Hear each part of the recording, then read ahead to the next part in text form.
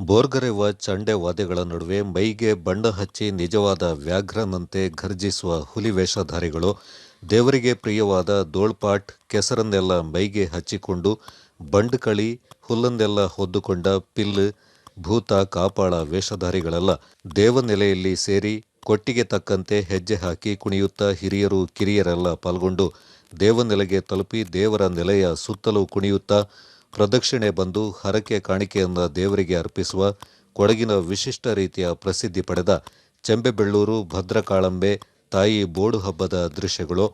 ಹಲವು ಹುಲಿವೇಷದ ತಂಡಗಳು ಗಮನ ಸೆಳೆದರೆ ವಿವಿಧ ಬಗೆಯ ಹೆಣ್ಣಿನ ವೇಷ, ಗಗನ ಸಖಿಯರ ತಂಡ, ಲಂಬಾಣಿ ವೇಷ, ರಾಮಲಕ್ಷ್ಮಣರು, ರಾಜಸ್ಥಾನಿ ನೃತ್ಯ ಗಮನ ಸೆಳೆದವು. ದೇವಾಲಯದ ಸಾಂಪ್ರದಾಯಿಕ ಆಚರಣೆಯಂತೆ ಇದೇ ಏಪ್ರಿಲ್ 14ರ ಭಾನುವಾರ ಬೆಳಿಗ್ಗೆ ಊರಿನವರೆಲ್ಲ ದೇವರ ನೆಲೆಯಲ್ಲಿ ಸೇರಿ ಹಬ್ಬ ಕಟ್ಟು ಬೀಳಲಾಗಿತ್ತು. ಅಂದಿನಿಂದ ಕಟ್ಟು ಮುಗಿಯವರೆಗೂ ಮಧುಮಾಂಸ ಸೇವನೆ, ಮರ ಕಡಿಯುವುದು ನಿಷೇಧದ ನಿಯಮವನ್ನು ಪಾಲಿಸಲಾಗಿದ್ದು, ಏಪ್ರಿಲ್ 21ರಂದು ಪಟ್ಟಣಿ ಹಬ್ಬ, ಪದಕೇರಿ, ಪದಕೋಟೆ ಹಾಗೂ ನಡಿಕೇರಿ 3 ಕೇರಿಗಳ ಬಿದಿರಿನ ಕೃತಕ ಕುದುರೆಯನ್ನ ದೇವಾಲಯಕ್ಕೆ ಸಂಪ್ರದಾಯಬದ್ಧವಾಗಿ ತಂದು ದೇವರಿಗೆ ಭಕ್ತಿಯಿಂದ ಸಮರ್ಪಿಸಿ ದೇವಾಲಯದ ಹೊರಗಡೆ ಕುದುರೆಯಿಂದ ಬಿಚ್ಚಿಡಲಾಯಿತು.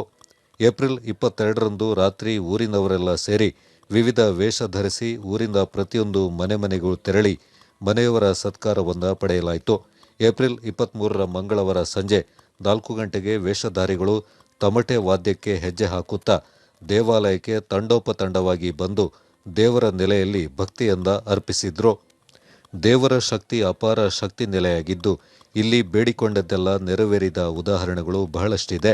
ಜೊತೆಗೆ ಹಿಂದೆ ನಡೆದು ಬಂದಂತಹ ಸಾಂಪ್ರದಾಯಿಕ ಉತ್ಸವದ ಆಚರಣೆಗೆ ಊರಿನವರು ಎಲ್ಲೇ ಇದ್ದರೂ ವಿವಿಧ ವೇಷ ಧರಿಸಿ ಹರಕೆ ತೀರಿಸುವುದೇ ಅಲ್ಲದೆ ಸಾವಿರಕ್ಕೂ ಅಧಿಕ ಜನರು ಈ ಸಂದರ್ಭ ಪಾಲ್ಗೊಂಡಿದ್ದರು.